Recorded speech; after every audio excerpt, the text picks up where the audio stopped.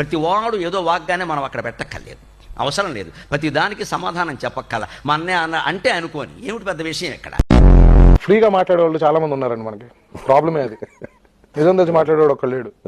దొరికిందే అవకాశం కదా ఏదో ఒకటి మాట్లాడేద్దామని మాట్లాడే చాలా మంది ఉన్నారు. ఈ దేశంలో పక్కోడు పని మీద ఉన్నంత ఇంట్రెస్ట్ సొంత పని మీద ఉండదు జనాలకి. చిచి సంస్కారహీనులు. ఇంకొక మనిషి మిమ్మల్ని గురించి ఏమనుకుంటున్నాడు అని పట్టించుకోని రోజు మీరు సూపర్ హ్యాపీగా బతుకుతారు. Who the hell are you to undermine my dreams? Who the hell are you to crush my dreams? ప్రపంచం అంతా ప్రశాంతంగా ఉంటుంది ఎవరి పని చేస్తే. నేను ఎప్పుడు నమ్మేది ఏంటంటే నీ ప్రాబ్లమ్స్ ఇంకోటి చెప్పుకోవద్దు, వేస్ట్ చెప్పడం. మిగతా వాళ్ళంతా హ్యాపీ అయిపోతారు.